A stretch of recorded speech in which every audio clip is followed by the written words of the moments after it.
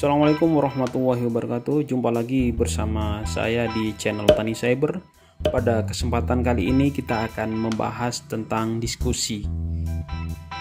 Yang akan kita bahas pada kesempatan kali ini adalah pengertian diskusi, kemudian fungsi-fungsi dari diskusi, kemudian tujuan dari diskusi, unsur dari diskusi, dan jenis-jenis dari diskusi. Yang pertama, kita akan membahas pengertian tentang diskusi. Apa yang dimaksud dengan diskusi atau discussion?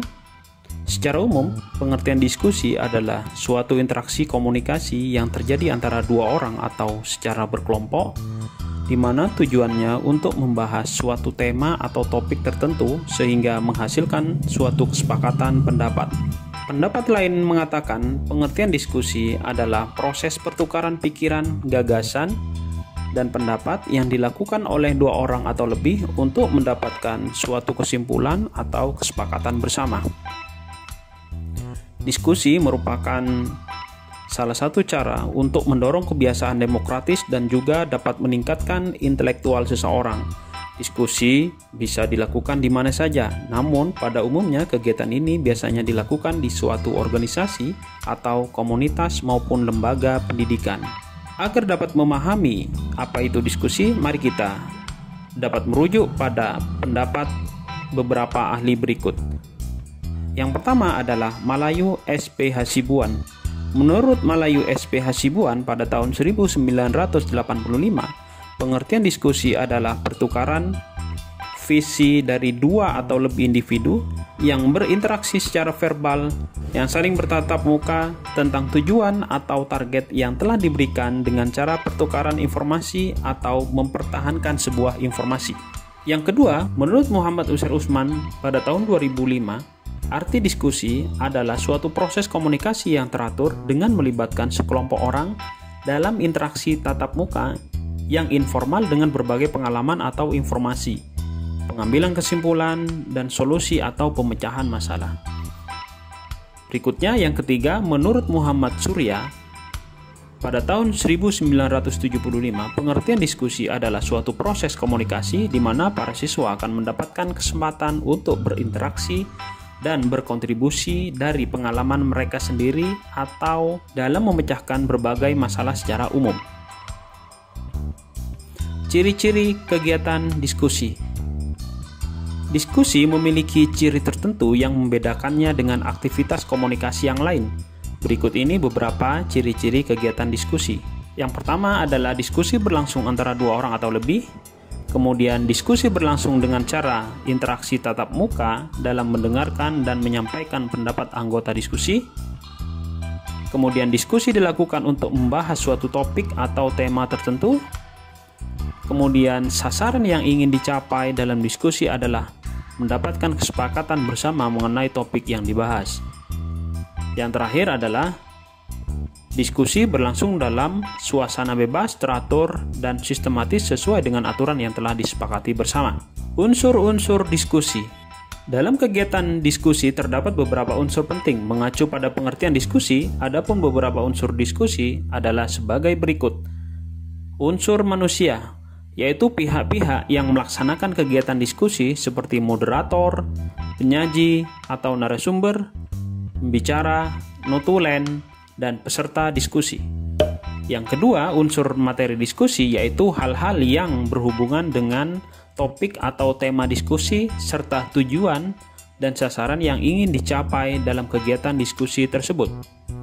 Yang ketiga, unsur fasilitas diskusi, yaitu semua hal yang dapat membantu kegiatan diskusi seperti tempat atau ruang, meja, kursi, kertas, dan lain sebagainya. Tujuan diskusi. Kegiatan diskusi tentunya dilakukan untuk tujuan tertentu yang ingin dicapai. Adapun beberapa tujuan diskusi adalah sebagai berikut.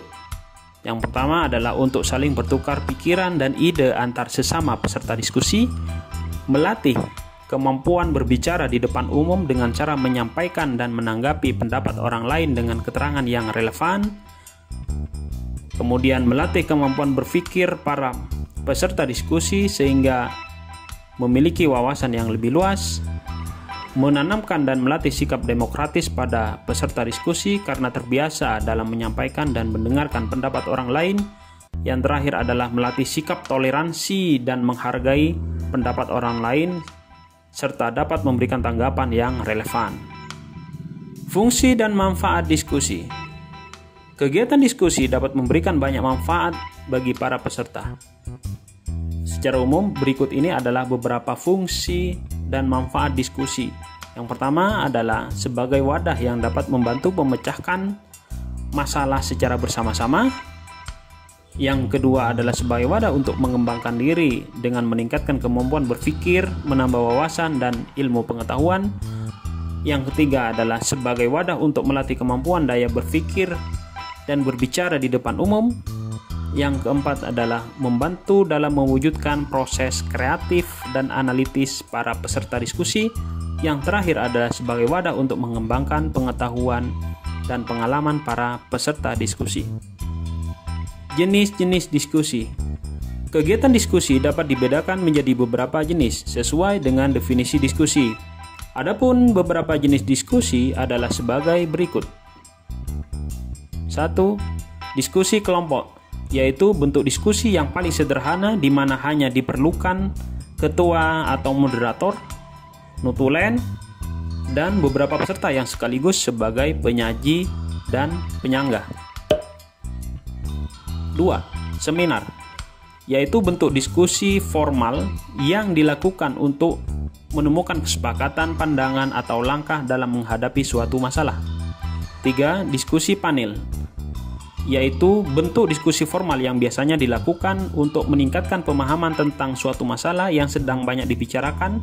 Umumnya diskusi ini melibatkan para pakar sebagai pembicara atau panelis. 4. Simposium, yaitu bentuk diskusi yang dilaksanakan untuk memberikan pengarahan singkat sebelum pelaksanaan suatu kegiatan. 5. Lokakarya, yaitu bentuk diskusi yang diselenggarakan dengan mempertemukan para ahli untuk membahas suatu permasalahan di bidang tertentu. 6. Kongres, yaitu bentuk diskusi atau pertemuan para wakil organisasi, politik, sosial, profesi untuk membahas dan mengambil keputusan mengenai suatu masalah. 7. Konferensi, yaitu rapat atau pertemuan untuk berunding atau bertukar pendapat mengenai suatu masalah yang dihadapi bersama. 8. Sarasehan, yaitu bentuk pertemuan yang dihadiri oleh sekelompok undangan tertentu untuk membicarakan suatu permasalahan dengan cara yang tidak resmi dalam suasana yang rileks. 9. Muktamar, yaitu pertemuan para wakil organisasi untuk membahas dan mengambil keputusan mengenai suatu masalah yang dihadapi bersama. 10. Monas atau Musyawarah Nasional, merupakan pertemuan para wakil nasional yang dikirim untuk membahas suatu masalah yang berskala nasional. 11. Training. Training atau pelatihan merupakan bentuk diskusi yang fokus pada praktik dari suatu teori dengan panduan dari panelis. Demikian penjelasan ringkas mengenai pengertian komunikasi, unsur-unsur komunikasi, fungsi diskusi, tujuan diskusi, serta beberapa jenis diskusi. Semoga video ini bermanfaat untuk menambah wawasan kita semua. Terima kasih, saya Heri. Assalamualaikum warahmatullahi wabarakatuh.